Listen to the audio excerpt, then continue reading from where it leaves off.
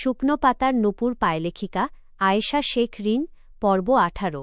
বউকে চড় মারার অপরাধে শিশু নির্যাতনের মামলা খেতে হল প্রফেসর ফাইজান বারিশের। ওয়াও বন্ধু, তুই তো একদম ফাটিয়ে দিয়েছিস, ফোনের ওপাশ থেকে নীল গলা ফেটে হাসতে হাসতে বলছিল। বারিশ দাঁতে দাঁত চেপে শুনছে আর ড্রাইভ করছে। চোখে মুখে ঠান্ডা পানি ছিটিয়ে কোনো মতে ঘর থেকে বেরিয়ে এসেছে সে। চুলগুলো বিশৃঙ্খলভাবে কপালে এসে পড়েছে, শার্টের কলারটা এলোমেলো। কথা কম বলে দ্রুত থানায় আয়, সাথে মেহেরাজকেও নিয়ে আসি। কি বলিস? বলতে বলতে আবারও হেসে উঠল নীল। বারিশ এবার বিশ্রী একটা গালি দিতেই ওপাশ থেকে কলটা কেটে গেল।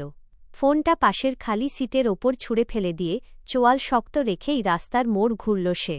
গন্তব্য থানা। এখনও তার মাথায় ঢুকছে না 17 বছরের এই মেয়ে এমন দুঃসাহসিক কাজ কিভাবে করতে পারে। থানার সামনে গাড়ি থামিয়ে নামতেই দেখল নীল বাইকে হেলান দিয়ে দাঁড়িয়ে আছে। মুখে খিলখিল হাসি লেগেছিল, কিন্তু বারিশের মূর্তি দেখে তা মুহূর্তে মিলিয়ে গেল। নেশা করে বাসায় ঢুকলি, ভাবলাম রোমান্স করবি, তা না করে এসব কি ভাই? নীলের উস্কানিমূলক কথায় বারিশ ধমকে উঠল। নীল, তুই যদি এই মুহূর্তে চুপ না করিস, এই থানাতেই তোর দাফন কাফন সেরে দেব আমি। নীল আর মুখ খোলার সাহস পেল না। চুপচাপ বারিশের পেছন পেছন থানার ভেতর হাঁটতে লাগল। কাল রাত থেকে পেটে এক দানা দানা পানিও পড়েনি ঝিলমিলের। ওই দুটো থাপ্পড় ছাড়া আর কিছুই জোটেনি। প্রচণ্ড খিদে পেয়েছিল তার। অফিসার ইমন যখন সৌজন্য খাতিরে খাবারের কথা শুধালে ঝিলমিল আর মানা করেনি। রাজি হওয়া মাত্রই ইমন পাশের রেস্টুরেন্ট থেকে স্যান্ডউইচ আনিয়ে দিয়েছিল। টেবিল চেপে বসে বেশ আয়েস করেই সেগুলো গিলছিল সে। কিন্তু হুট করেই থানার দরজায় এমন একজনের আবির্ভাব ঘটল যে ঝিলমিলের কেবল খাওয়াই বন্ধ হল না, বুকের ভেতর নিঃশ্বাসটাও আটকে গেল যেন। ঝড়ের গতিতে হাত থেকে স্যান্ডউইচ রেখে সে লাফিয়ে উঠে পাশে দাঁড়িয়ে থাকা এক মহিলা পুলিশের পেছনে গিয়ে সেটে দাঁড়াল। সেখান থেকে মাথাটা সামান্য কাত করে ভীতি চোখে দেখতে লাগল দৃশ্যটা। কালো শার্টের সাথে চোখে কালো রোদ চশমা আঁটা। শার্টের ওপরের 3টে বোতাম খোলা, চুলগুলো কপালে এলোমেলো হয়ে আছে। ভাবটা এমন যেন সে কোনো আসামি নয়, বরং এই থানার আসল হুকুমদার। কোথায় আমার শিশু? অফিসার ইমন এতক্ষণ কাজে মনোযোগী ছিল। পরিচিত কর্কশ কণ্ঠটা কানে যেতেই চোখ তুলে তাকাল। ইমন উঠে দাঁড়াতেই বারিশ খুব শান্তভাবেই ইমনের সামনের চেয়ারে বসে পড়ল। ইমন নিজেও চেয়ারে বসে বারিশের দিকে সামান্য ঝুঁকে নিচু স্বরে বলল, বারিশ, এটা পুলিশ স্টেশন, দয়া করে ভদ্রতা বজায় রাখ। Shut up. শিশু কোথায় আমার? এদিক ওদিক চোখ বোলাল বারিশ। রোদ চশমাটা একটানে খুলে শার্টের কলারের ফাঁকে আটকে দিয়ে ডাকল, কোথায় তুমি খুকি? সামনে আসো। থানার সমস্ত কনস্টেবল আর ডিউটি অফিসাররা কাজ থামিয়ে হাঁ করে তাকিয়ে আছে প্রফেসর ফাইজান বারিশের দিকে। ওদিকে ঝিলমিল মহিলা পুলিশের ইউনিফর্মটা 2 হাতে খামচে ধরে অদৃশ্য হতে চাইছে। মহিলা পুলিশটি একটু চওড়া হওয়ায় তার বিশাল চওড়া পিঠের আড়ালে শুকনা পটকা ঝিলমিলকে প্রায় দেখাই যাচ্ছিল না। বারিশ মহিলা পুলিশের দিকে না তাকিয়েই ওনার ব্যাজ দেখে নাম ধরে বলে উঠল, কনস্টেবল শিরিন, আপনি একটু হাঁটাহাঁটি করুন তো, ওজন বড্ড বেড়ে গেছে আপনার। মহিলা পুলিশটি এক মুহূর্তে অগ্নিশর্মা হয়ে উঠলেন। সরকারি চাকুরিজীবীর বডি নিয়ে এমন প্রকাশ্য অপমান!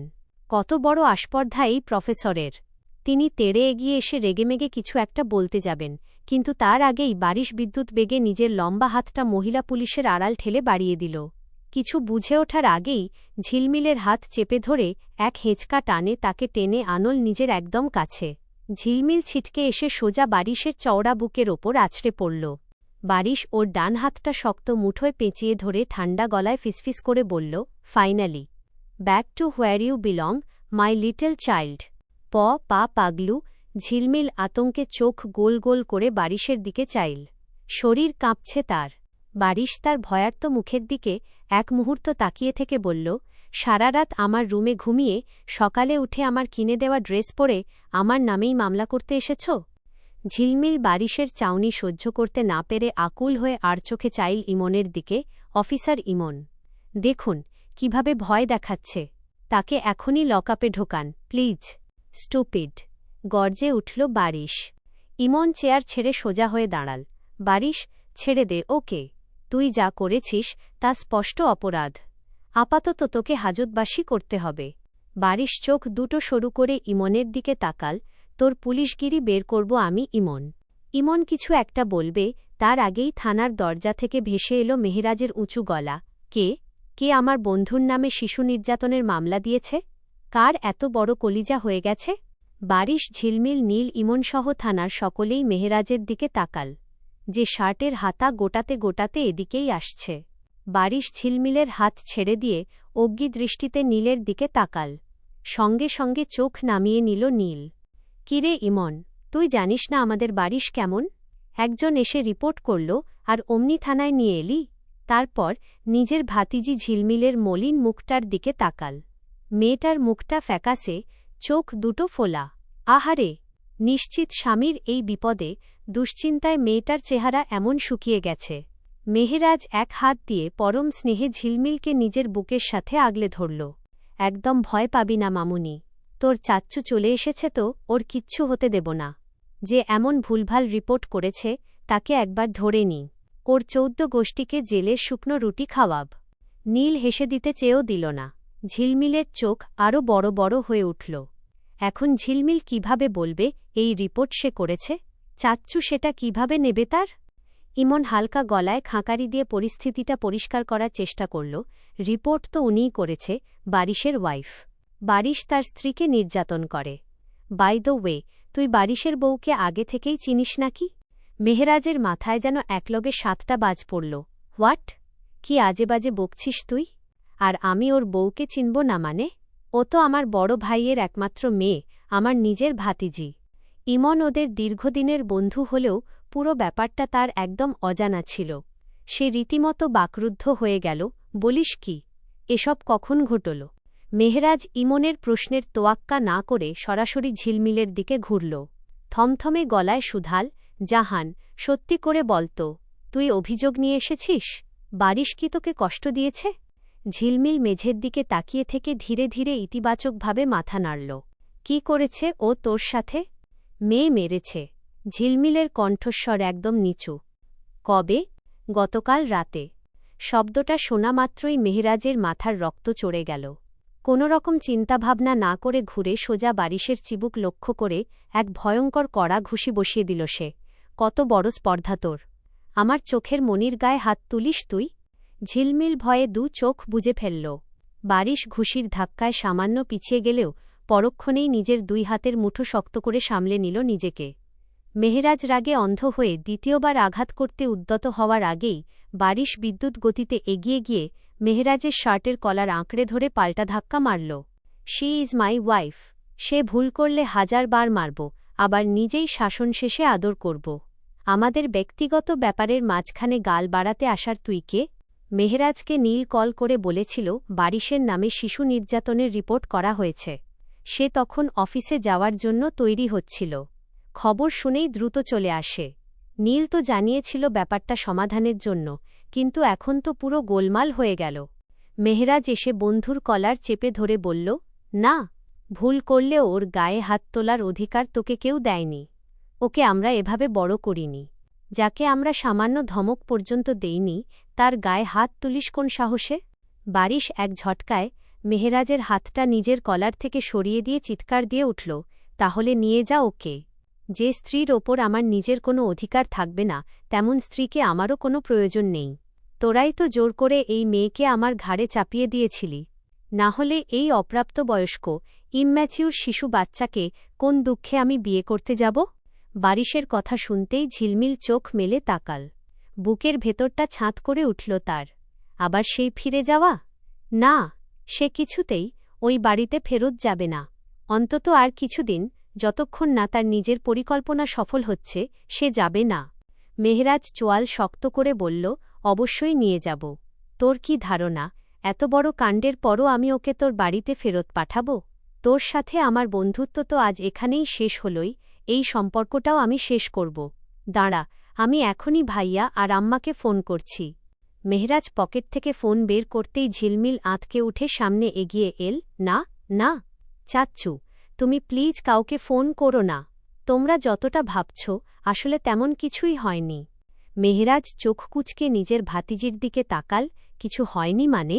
কতটুকু অত্যাচার সহ্য করতে পারলে একটা মেয়ে নিজে থানায় এসে জামাইয়ের নামে মামলা ঠুকে দেয়? তুই একদম ভয় পাবি না জাহান, আমি আছি তো।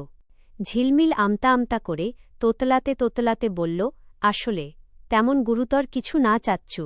তুমি প্লিজ আব্বুকে বলো না। আমি উনার সাথেই ফিরতে চাই, উনার সাথেই থাকতে চাই। মেহরাজের হাতটা ফোনের ওপর থেমে গেল। সে হতভম্ব হয়ে চাইল ঝিলমিলের দিকে। থাকতে চাস মানে? তাহলে এত নাটক করে থানায় গিয়ে অভিযোগ দায়ের করালি কেন? ঝিলমিল চোখ নিচু করে খুব সাধারণ গলায় বলল, একটু যেন শাস্তি পায়, তাই।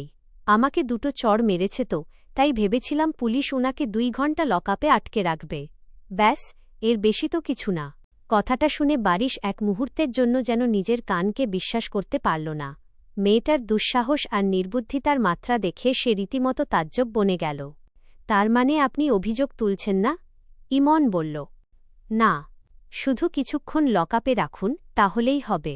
বারিশের ইচ্ছে করছে এখনই এই ফাজিল মেয়েটার দুগালে কষে আরও 2টো চড় বসিয়ে দিতে। এটা কোনো লজিক হল? ডিউটিরত একজন অফিসার এতক্ষণ চুপচাপ সব দেখছিলেন। মেয়েটার এমন অদ্ভুত যুক্তি শুনে এসে গম্ভীর গলায় বললেন, মিসেস বারিশ, আপনি কি আইনি প্রসেসটাকে কোনো বাচ্চাদের খেলা মনে করেছেন? শুনুন, আইনের চোখে এই ধরনের অভিযোগ অত্যন্ত সংবেদনশীল। 1 নম্বর, আপনার দেওয়া লিখিত অভিযোগ অনুযায়ী এটি একটি নন বেলেবল অফেন্স, অর্থাৎ একবার অফিসিয়ালি কেস এন্ট্রি বা অ্যারেস্ট হলে লকআপের মেয়াদ 2 ঘণ্টা হয় না, কোর্টে চালান হওয়া পর্যন্ত তা বহাল থাকে। দ্বিতীয়ত, আপনি যদি এখন অভিযোগ প্রত্যাহার করে নেন, তবে পুলিশ কাউকেই 1 মিনিটের জন্য লকআপে আটকে রাখার এখতিয়ার রাখে না। আর 3 নম্বর, বিনা কারণে পুলিশ প্রশাসনকে এভাবে বিভ্রান্ত করা এবং মিথ্যা বা হালকা অভিযোগে থানার সময় নষ্ট করা কিন্তু নিজেই একটা অপরাধ। তাই সিদ্ধান্ত নিন, আপনি মামলা চালাবেন নাকি লিখিত পেপার উইথড্র করে হাজবেন্ডের সাথে ঘরে ফিরবেন। আইনি বাস্তবতার কঠিন ধাক্কা খেয়ে ঝিলমিলের মাথাটা ভনভন করে উঠল। সে ভেবেছিল আইন হয়তো তার সুরক্ষা কবচ হবে, অন্তত এই কয়েক ঘণ্টার জন্য হলেও লোকটাকে একটু শিক্ষা দেওয়া যাবে। কিন্তু আইন যে এমন রুক্ষ, বাস্তবসম্মত আর মারপ্যাচে ভরা, সেটা তার অপরিপক্ক মস্তিষ্ক ধারণই করতে পারেনি। ঝিলমিল আর চোখে বারিশের দিকে তাকাল। লোকটার মুখটা সম্পূর্ণ নির্বিকার, এক ফোঁটা প্রতিক্রিয়া পর্যন্ত নেই। নিথর, থমথমে ভাব। এই বরফশীতল নিস্তব্ধতাই যেন আরও বেশি চেপে ধরল তাকে। বারিশের এই থমথমে নীরবতার অর্থ স্পষ্ট, পাগলামি শেষ। এবার আমার মোড়কে ফেরার পালা। ভয়ে হিম হয়ে ঝিলমিলের ভেতরটা। তবু সে যাবে, কারণ এই লোকটাকে বিয়ে করার যে উদ্দেশ্য সেটা সে এত দ্রুত নষ্ট করতে চায় না। মেহরাজ ডিউটি অফিসারের কথা শুনে ঝিলমিলের কাঁধে হাত রেখে থমথমে গলায় বলল, হয়েছে জাহান, আর কোনো নাটক করার দরকার নেই। এই ঝামেলা এখানেই শেষ। কিন্তু তুই ওর সাথে আর 1 মুহূর্তও থাকবি না। চল আমার সাথে সোজা বাড়ি চল। না চাচ্ছু, যাব না। মেহরাজ ঝিলমিলের হাত ধরে টান দিতেই বাড়ির সোজা হয়ে দাঁড়াল। চট করে এগিয়ে এসে ঝিলমিলের অন্য হাতটা আবার শক্ত করে চেপে ধরল। হাত ছাড় মেহরাজ। আমার বউ আমার সাথে যাবে। তুই ওর চাচ্চু হতে পারিস, কিন্তু ওর অভিভাবক এখন আমি। আইনিভাবেও, মানসিকভাবেও। ছাড়। ঝটকা মেরে সরিয়ে নিল ঝিলমিলকে। মেহরাজ এসে বারিশকে আবারও আঘাত করবে, অমনি ঝিলমিল সামনে দাঁড়িয়ে বলল, মেরো না চাচ্চু প্লিজ। বাড়ি ফিরে যাও, আর আব্বুকে কিছু জানিও না। উনি যদি আবারও আমার গায়ে হাত তোলেন, আমি কথা দিচ্ছি তোমাদের জানাব। ভাতিজির কথায় মেহরাজ আর বাড়াবাড়ি করল না। চলে গেল থানা থেকে। বারিশও ঝিলমিলের হাত ছেড়ে চলে গেল। গিয়ে নিজের গাড়িতে বসল। নীলও কাঁধ ঝাঁকিয়ে নিজের বাইক নিয়ে বের হয়ে গেল। ঝিলমিল ওভাবেই দাঁড়িয়ে রইল কিছুক্ষণ। ইমন বলল, আপনি চাইলে স্যান্ডউইচটা শেষ করে যেতে পারেন, মিসেস বারিশ। চোখ তুলে তাকাল ঝিলমিল। লোকটা নিশ্চিত তাকে খোঁচা মারছে। কোনো জবাব না দিয়ে চলে এলো। বাহিরে আসতেই পা জোড়া থেমে গেল আবারও। বারিশ ড্রাইভিং সিটে বসে আছে, দৃষ্টি সামনের দিকে। অপেক্ষায় আছে ঝিলমিলেরই। ঝিলমিল 1 পা এগোচ্ছে তো 2 পা পিছিয়ে আসছে।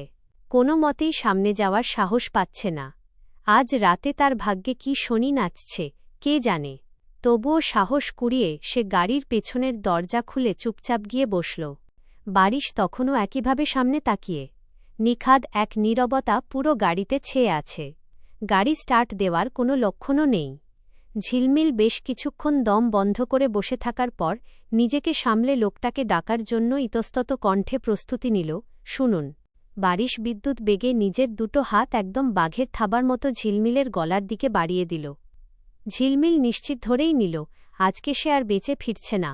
বারিশের হাতের আঙুলগুলো ঝিলমিলের নরম গলার ঠিক 1 ইঞ্চি দূরত্বে এসে হঠাৎ থমকে গেল। থরথর করে কাঁপতে থাকা ঝিলমিল ভয়ে চোখ দুটো শক্ত করে বন্ধ করে ফেলেছে ইতোমধ্যে। বারিশের বুকের উত্তপ্ত আর দ্রুত নিঃশ্বাস এসে ঝিলমিলের গালে লাগছিল।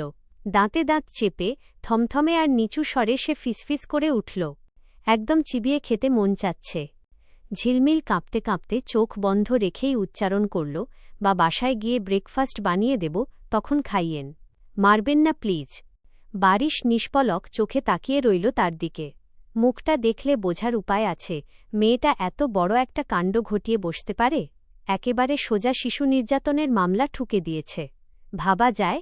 বারিশের তো সত্যি সত্যি চিবিয়ে খেয়ে ফেলতে মন চাচ্ছে। অন্তত থরথর করে কাঁপতে থাকা এই গোলাপি ঠোঁট দুটো। সে দৃষ্টি ফিরিয়ে নিল। আর এক মুহূর্ত তাকিয়ে থাকলে নিজের আত্মসংবরণ হারিয়ে কি করে বসবে তার ঠিক নেই। স্টিয়ারিং হুইলটা শক্ত করে চেপে ধরে একটানে গাড়ি স্টার্ট দিল বারিশ।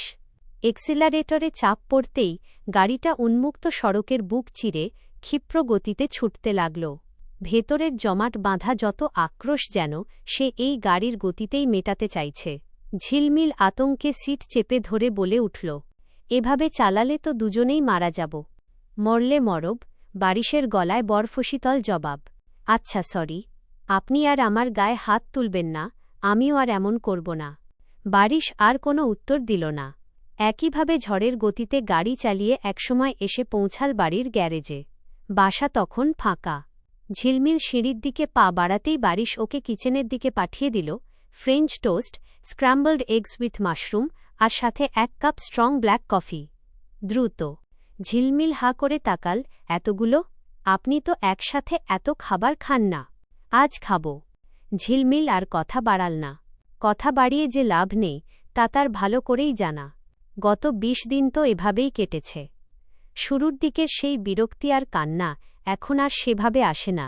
এক প্রকার বাধ্য হয়েই অভ্যাসে পরিণত হয়ে গেছে ব্যাপারটা। বেশ কয়েকটা আইটেম সে ইদানিং ভালোই শিখে নিয়েছে। এই 20 দিনে ঝিলমিলের হাতের রান্না ছাড়া এই বাড়ির এক দানা খাবারও পেটে তোলেনি লোকটা। সাথে ঝিলমিলকেও খেতে দেয়নি। এ নিয়ে প্রায়ই চঞ্চল সাহেবের সাথে বারিশের তর্ক হয়, কিন্তু তাতেও কোনো ফল মেলেনি। এত নিষেধের পরও ঝিলমিলকে কিচেনের কাজগুলো থেকে কেউ রেহাই দিতে পারেনি। আর এর সাথে তো আছে প্রতিদিন লোকটার পরিহিত কাপড় ধুয়ে পরিষ্কার করার এক অলিখিত নিয়ম তো আছেই। মাঝখানে কেটে গেছে আরও 2 দিন। সন্ধ্যায় জিহানকে কোলে নিয়ে লিভিং রুমে বসে টিভি দেখছিলেন আলতাফ চৌধুরী। নাজমা বেগম হয়তো নূরজাহান চৌধুরীর রুমে গিয়েছেন। ঝিলমিলের সাথে বারিশের বিয়ের আগে প্রায়ই শিউলি বেগমের কাছে যেতেন তিনি। শিউলি বেগমও এ বাড়িতে আসতেন। তবে ইদানিং আর আসা যাওয়া হয় না। নূরজাহান চৌধুরী ইচ্ছে করেই ঝিলমিলকে এ বাড়িতে আনেন না। বিয়েটাই হয়েছে ঝামেলার মধ্য দিয়ে। এখন মেয়েটাকে এখানে নিয়ে এলে তার বড় ছেলে আলতাফ চৌধুরী যে নিশ্চিত নতুন কোনো ঝামেলা পাকাবেন তা তিনি ভালো করেই জানেন। ওদিকে আবার বারিশেরও নিষেধ ঝিলমিল যেন এ বাড়ির দিকে পা না বাড়ায়। এভাবে চাইলেও আর মেয়েটার নিজের বাড়িতে আসা হয়ে ওঠে না। কতদিন হয়ে গেছে আলতাফ সাহেব তার একমাত্র কলিজার টুকরো মেয়েটাকে কাছ থেকে দেখেন না। পাশের বাড়িতেই থাকে, অথচ চোখের কত আড়ালে। ভাবতে ভাবতেই বুকের ভেতরটা হু হু করে উঠল তার। নিজের স্ত্রীকে মৃদুকণ্ঠে ডেকে বললেন, নাজমা, একটু নিচে আসো তো, 1 কাপ চা বানিয়ে দাও। কোলে থাকা ছোট্ট জিহানের মাথায় হাত বুলাতে বুলাতে তিনি নিচু স্বরে শেখাতে লাগলেন, তোমার মা নিচে আসলেই তুমি কান্নাকাটি শুরু করবে, বুঝলে? বলবে, বাবাকে নিয়ে আপুকে দেখতে যাব। জিহান সহজ সরল মুখে মাথা নেড়ে বলল, আচ্ছা। কিছুক্ষণ পর নাজমা বেগম নিচে নেমে এলেন আর তার পেছন পেছন এলেন নূরজাহান বেগমও। বাবার শেখানো বুলি মনে রেখে জিহান সাথে সাথেই দাদিমার দিকে তাকিয়ে ঘ্যান ঘ্যান করে উঠল, দাদিমা, আমি আপুকে দেখতে যাব। কতদিন আপুকে দেখি না। আমি বাবার সাথে এখনই আপুকে দেখতে যাব। নূরজাহান চৌধুরী জিহানের মাথায় হাত রেখে শান্ত করার চেষ্টা করলেন, আরও কিছুদিন যাক দাদুভাই, তারপর যেও। না এখন। ভিডিও কল করে দেখে নিও। আর তোমার বাবা ওখানে যাবে না, নূরজাহান চৌধুরী বললেন। কেন যাবে না? বাবা ই তো আমাকে বলল কান্নাকাটি করতে। আলতাফ সাহেব চরম বিপদে পড়ে শুকনো গলায় কেসে উঠলেন। নূরজাহান চৌধুরী চট করে ছেলের দিকে ঘুরে একজোড়া তীক্ষ্ণ চোখ রাঙালেন। ছেলেকে দুটো কড়া কথা শোনাতে যাবেন, ঠিক তখনই বাইরে থেকে এক অপরিচিত গলার আওয়াজ ভেসে এল, ভেতরে আসব। লিভিং রুমের সবার নজর চলে গেল সদর দরজার দিকে। সেখানে দাঁড়িয়ে আছে শ্যামবর্ণের বেশ লম্বা চওড়া এক যুবক। মার্জিত পোশাক, পরিপাটি আর বেশ ফিটফাট দেখতে। আলতাফ চৌধুরী এক মুহূর্ত নিবিড়ভাবে দেখলেন, তারপরই চিনে ফেলে চওড়া হেসে বলে উঠলেন, ফাহিম না তুমি? কতদিন পর। আসো আসো, ভেতরে আসো। ফাহিম মুখে বিনীত হাসি ফুটিয়ে এগিয়ে আসতে আসতে বলল, চিনতে পেরেছেন তাহলে স্যার? চিনব না আবার? তুমি যে আমার কত প্রিয় ছাত্র ছিলে তা তো সবাই জানে। জি স্যার, আশা করি এখনও প্রিয়ই আছি, ফাহিম বিনয়ের সাথে বলল। অবশ্যই অবশ্যই। আলতাফ চৌধুরী ছেলেটাকে ওপর নিচ ভালো করে পরখ করে নিয়ে বললেন, বেশ পরিবর্তন এসেছে তোমার মাঝে। তা হঠাৎ কি মনে করে এলে বলতো? আসলে এদিক দিয়েই যাচ্ছিলাম স্যার, ভাবলাম আপনার সাথে একটু দেখা করে যাই, আর সাথে ঝিলমিলকেও দেখে যাই। কলেজে কয়েকদিন ধরে ওকে দেখছি না নিয়মিত। ও কোথায়? নূরজাহান চৌধুরী আর নাজমা বেগম মুখ খুলে বলে উঠতেই যাচ্ছিলেন যে ঝিলমিল এখন তার শ্বশুরবাড়িতে আছে, কিন্তু তাদের সুযোগ না দিয়ে তার আগেই আলতাফ চৌধুরী তড়িঘড়ি করে বলে উঠলেন, ও তো এখন ওর নানা বাড়িতে গেছে।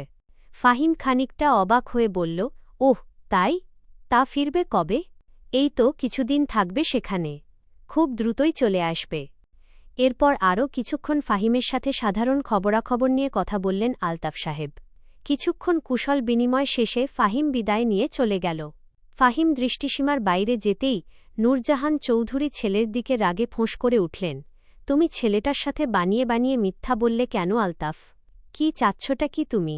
আলতাফ চৌধুরী গম্ভীর মুখে মায়ের দিকে তাকালেন, বুঝতে পারছ না আম্মা? বিয়ে দেব আমি এই ছেলের সাথে। দেখলে কত ভদ্র আর মার্জিত ছেলে, কথাবার্তা কেমন চমৎকার। আর ছেলেটাও নিশ্চয়ই আমার মেয়েকে পছন্দ করে, নয়তো হুট করে ঝিলমিলের খোঁজ নিতে আসবে কেন? তাই আমি যেভাবেই হোক আমার মেয়েকে ওই বেয়াদবটার কাছ থেকে ফিরিয়ে আনব, আর ফাহিমের সাথেই ওর আবার বিয়ে দেব। চলবে।